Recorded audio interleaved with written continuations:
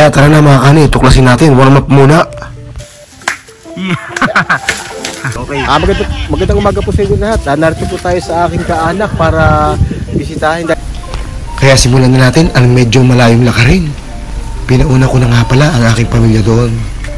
Habang naglalakad ka, ang sarap ng ihip ng hangin. At wala kang maririnig kundi ang lawis-wis ng mga puno at huni ng mga ibon. May lubak siya at may pataas at may pababa na lakarin. Kaya sama-sama tayo mga kani at ating tuklasin. Nung umalis ako sa bahay, busog na busog ako. Papunta ko rito habang naglalakad ako, gutom na ako. Ang lakas palang magpatunaw ng pagkain dito. Malapit na tayo mga kani. Medyo na iba po ang boses ko dahil ako'y namamalat. Kaya pagpasensyahan nyo na po. Napalaban po ako ng concert kagabi. Sa lupa ng aking kaanak, meron nga palang tubig doon sa baba. At ang ilog doon ay may bumubukal na tubig kaya pwede siyang inuman. Malamig at saka presko ang lasa. At kitang-kita mo yung tubig na nanggagaling mismo sa mga bato. Bumubukal siya.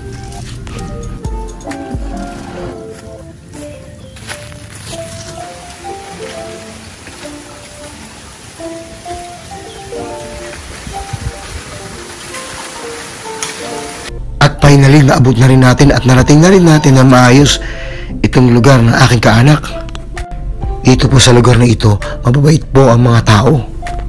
Marami rin palang tanim dito na kawayan na pwedeng gawing bahay at mga punong kahoy katulad ng mangga, lukban, langka at marami pang ibang punong kahoy.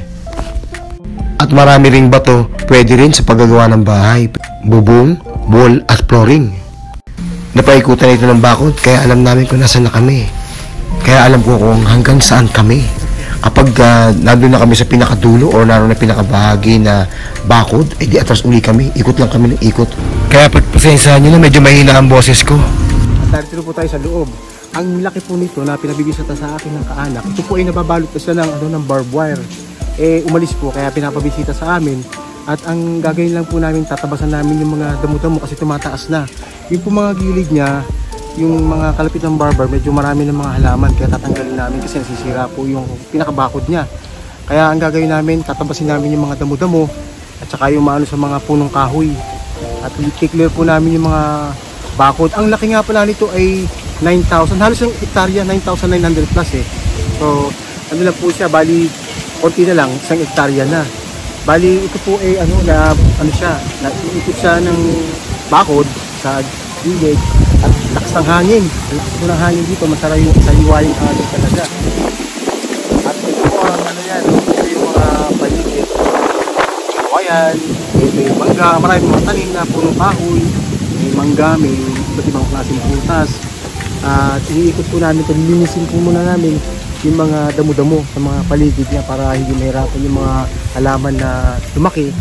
At yun lang, kiklear lang po namin yung mga paligid. Kaya tara na, let's go! Yung lugar po ito ay dating ilog.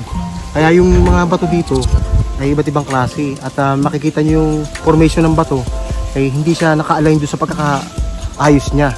Kaya samahan nyo ko mamaya, makikita nyo yung mga napakaraming bato dito na may palatandaan na dati itong ilog. Pakikita ko sa inyo yung mga palatandaan. Maaaring yun galing sa kuweba na sigurado ko na narito lang pero hindi pa namin nakikita yung kuweba.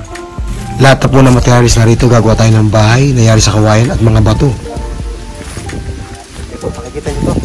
Isang palatandaan na ang bato ay na iba ang ayos dahil hindi dapat ganito ang ayos ng isang bato. Kasi masabi natin to, ito yung tinatawag na sedimentary rocks. Kasi yung mga formation ng taon, thousands of years yan bago maging batong ganyan.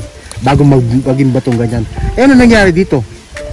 Na iba ang kanyang posisyon. Ibig sabihin, may baha na nangyari o kaya natuyo, kaya ay may umano yung mga lupa dahil sa tubig. Kasi ang tubig din ang maaaring nagbago dito. Ito yung, kaya nakita nyo yung layer, no? Makikita nyo yung layer sa 2, 3, yan layer. Alam nyo ilang taon yan?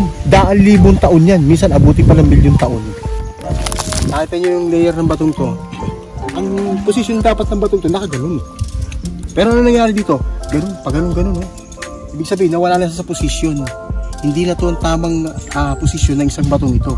Dapat ang pwesto ng batong ito, dahil ito yung layer niya, ito yung mga layer niya, yan ang mga layer niya, dapat ito nakaganon. Tubig, buhugis dyan. So ito yung layer by layer, thousands of years or millions of years, thousands of years, yan.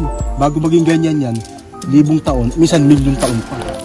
Yan, kahabaan na yan, mula dito, sa lupa na aking kaanak, dyan sa lugar na yan.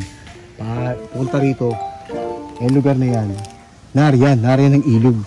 Pakikita ko sa inyo yung mga bato na meron ako dalang bareta para alin natin yung mga, minsan ano kasi sa ilalim eh. Kaya kailangan tatabasin ko muna. Kaya tabas-tabas muna tayo. Okay, so ngayon magtatabas muna tayo. Ani muna natin yung mga damo. At saka yun doon sa ilog. Talagang inukit sa kuweba. O kung saan mang dako ng mga batuhan dyan sa kabundukan. Kaya ang alam ko dito, sa lugar na to may kuweba na hindi pa nadidiscover.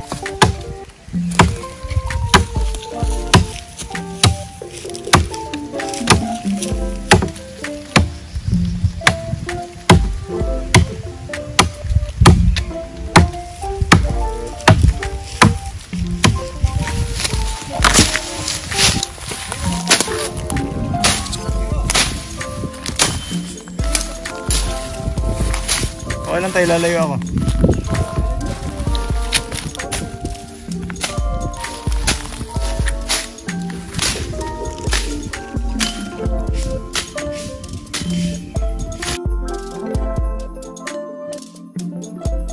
Nakalimutan nga pala namin magdala ng posporo. Sumasakit ba kamay mo? Hilap pala, hilap. Mahilap. Akala ko may grab. Yung pala sa pila. Mas malapit yung mga e-bike sa isip ko. Pinsel lang. Nangingitin na. Napakahirap palang lumikha ng apoy. Kanina tuloy-tuloy na eh. Wala tayo kakainin kanin. Kaya itinakbo ko na kaagad nung umuusok na. Tayo magsilab dito. Hindi natin nausok para mausukat ng mga mangga.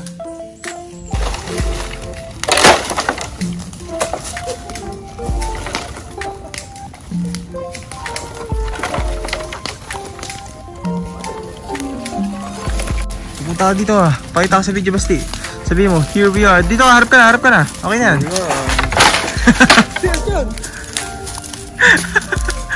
Fire's going on for about 10 minutes.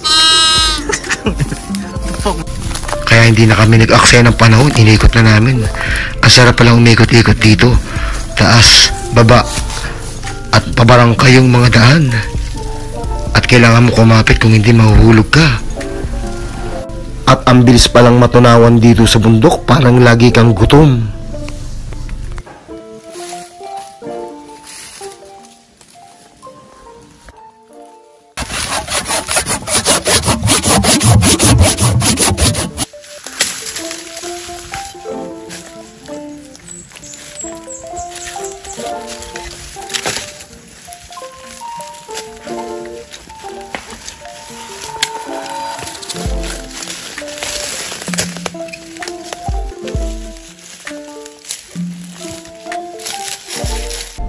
At nilinis namin yung ilog, ito yung natagpuan namin, 2 bato.